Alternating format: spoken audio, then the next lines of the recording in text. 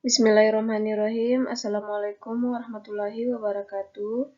Perkenalkan, nama saya Miftahul Jannah, NIM E283211036. Saya mahasiswi dari Fakultas Pertanian Universitas Tadulako, jurusan Agroteknologi.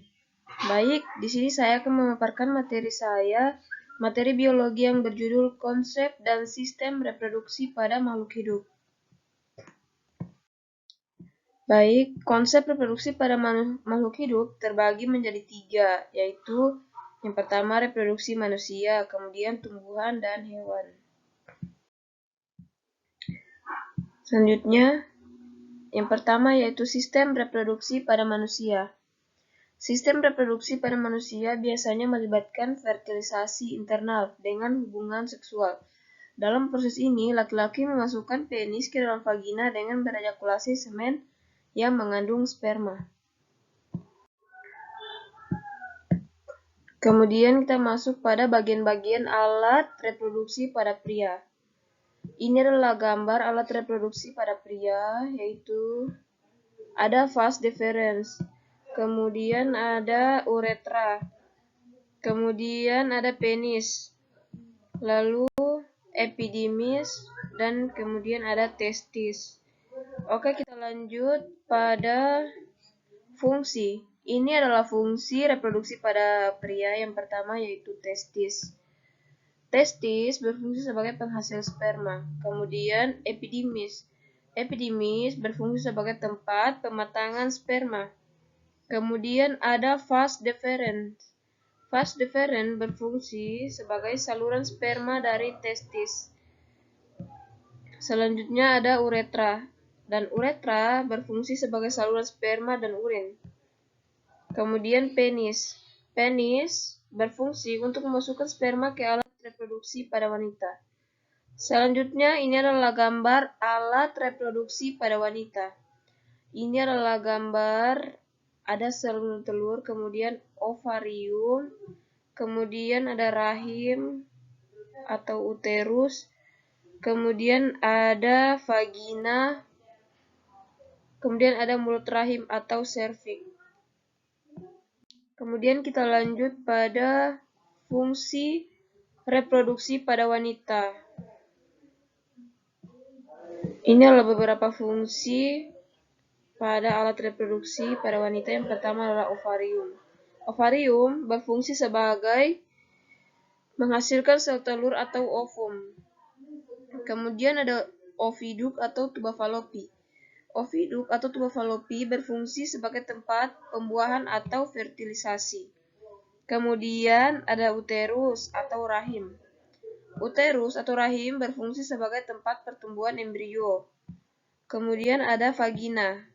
Vagina berfungsi untuk tempat melahirkan anak. Kemudian kita lanjut pada perbandingan sperma dan ovum. Ini adalah gambar tabel bentuk sperma, dia seperti berudu, sementara pada ovum dia bulat. Dan ukuran sperma lebih kecil dibanding ovum, sementara ovum dia ukurannya besar. Dan pada jumlah sperma dia berjumlah banyak, sementara ovum hanya berjumlah 1. Dan pada perbandingan ini gerakan sperma lebih aktif dibanding ovum. Ovum dia pasif.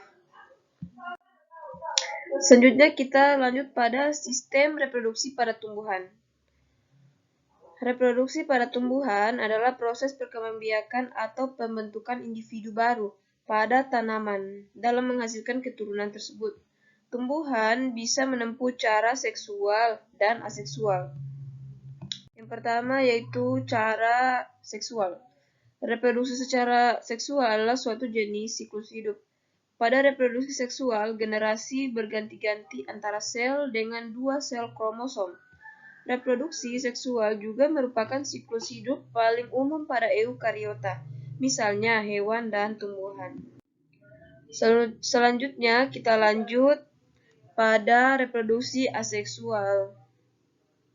Jadi reproduksi aseksual adalah proses reproduksi pada saat keturunan timbul dari orang tua tunggal dan mewariskan genetika dari satu orang tua. Aseksual adalah reproduksi yang tidak melibatkan meiosis, ploidi, pengurangan, atau fertilisasi. Kemudian kita lanjut saja pada reproduksi pada tumbuhan. Jadi sistem reproduksi pada tumbuhan itu adalah proses perkembangbiakan tanaman atau pembentukan individu baru atau keturunan pada tanaman agar tidak mengalami kepunahan.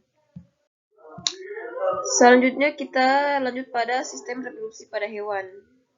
Jadi berbagai cara reproduksi hewan atau cara berkembang biaknya ada dua, ada secara generatif maupun vegetatif. Yang pertama melalui generatif.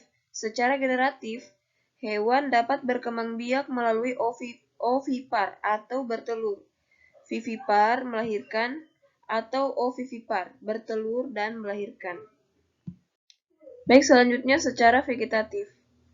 Secara vegetatif, perkembangbiakan hewan melalui vegetatif yaitu dengan cara membela diri. Baik, itulah pemaparan dari saya tadi materi biologi tentang reproduksi pada makhluk hidup. Saya ucapkan banyak-banyak terima kasih. Wabillahi taufiq wal hidayah. Wassalamualaikum warahmatullahi wabarakatuh.